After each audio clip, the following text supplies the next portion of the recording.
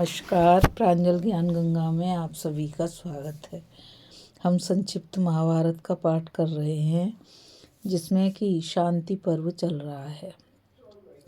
कल हमने कथा में अबुद्धि पूर्वक किए हुए पाप की निवृत्ति के विषय में राजा जन्मेजय और इंद्रोत मुनि का प्रसंग की कथा को पढ़ा था और मैंने कल यह भी बताया था कि ये परीक्षित और जन्मेजय अर्जुन के पुत्र और पपौत्र नहीं हैं, ये कोई दूसरे ही राजा की कहानी है।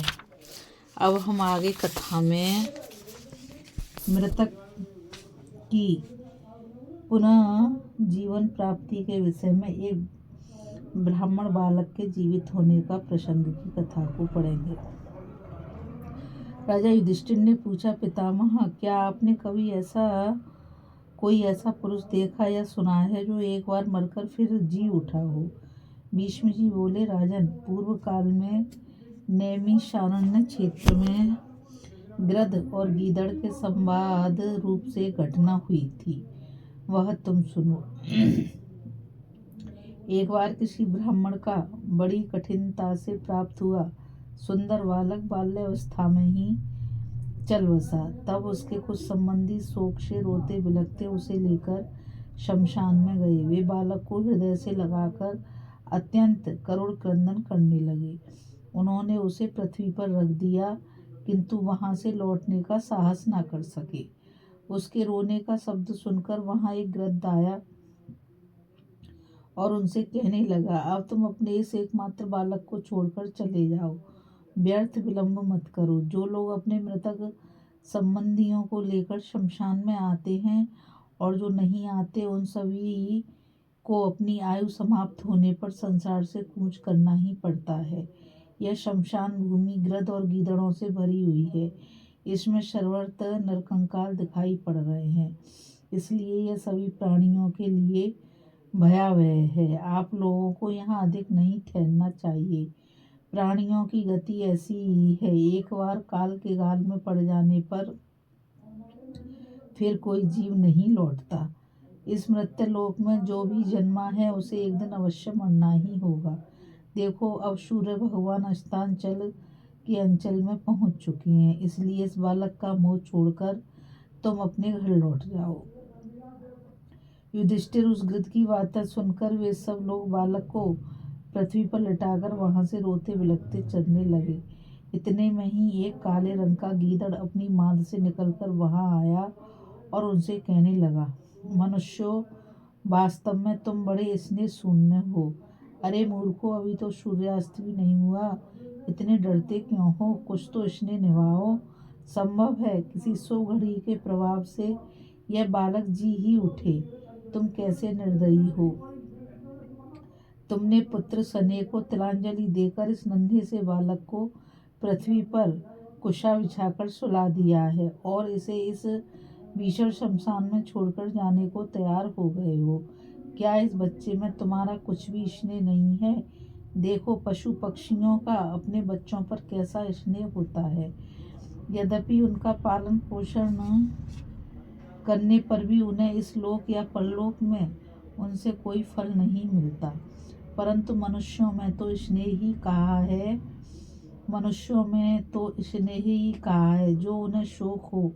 यह तुम्हारा वंशधर बालक है, इसे छोड़कर अब तुम कहाँ जाना चाहते हो? अरे अभी देर तक आंसू बहाओ और प्यार के साथ जी भरकर इसे देखो। शरीर से क्षीण होते हुए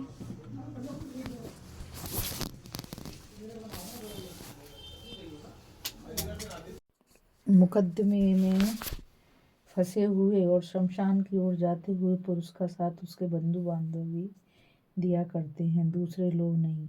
हाय, इस कमल नयन बालक को छोड़कर जाने के लिए तुम्हारे पैर कैसे उठते हैं?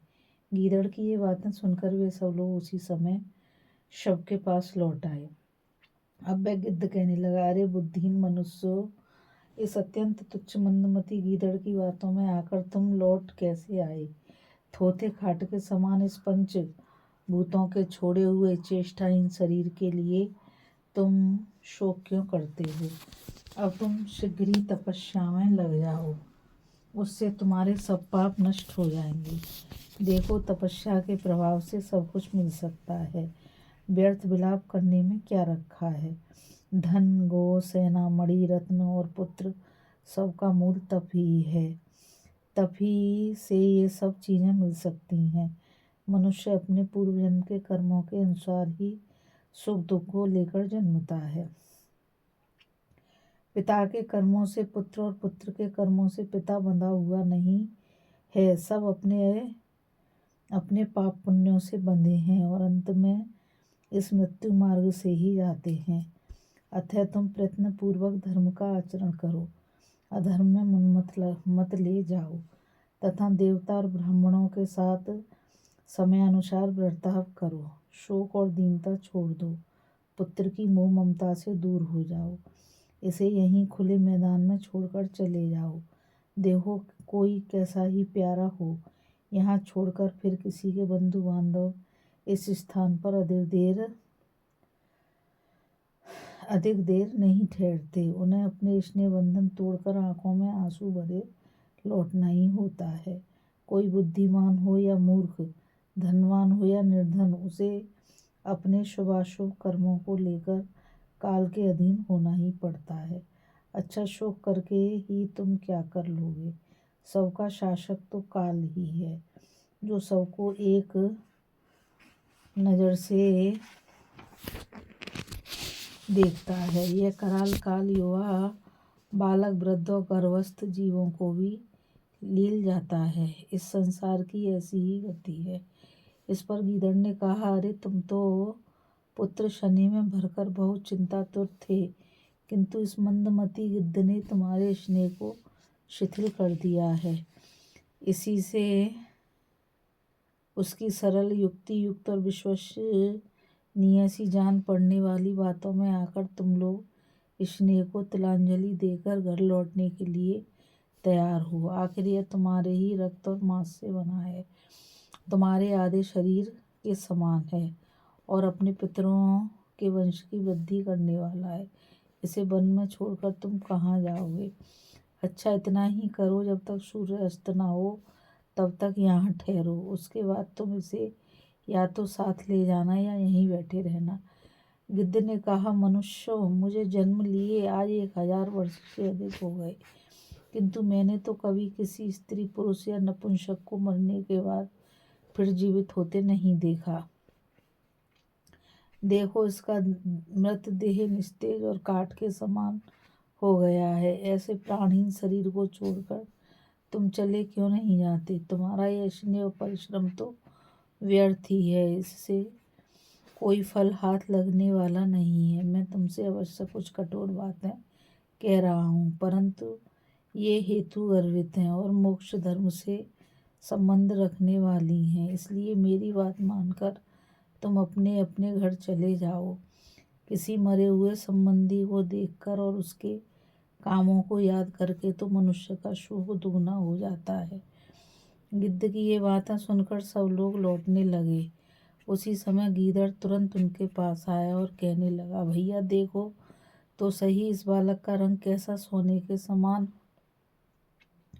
देदीप्यमान है। यह एक दिन अपने पितरों को पिंडदान करेगा। तुम इस गीध की बातों में आकर इसे छोड़ क्यों जाते हो। इसे छोड़कर जाने से तुम्हारा स्नेह, वियोग, व्यथा और रोने धोने में तो कमी आवेगी नहीं। हाँ, तुम्हारा संताप अवश्य बढ़ जाएगा। एक बार राजर्षि श्वेत का भी बालक मर गया था, किंतु धर्मनिष्ठ श्वेत ने उसे फिर जीवित कर लिया था। इसी प्रकार यदि तुम्हें भी कोई सिद्ध मुनि या देवता मिल जाए तो वे रोते देखकर तुम्हारे ऊपर कृपा कर सकते हैं।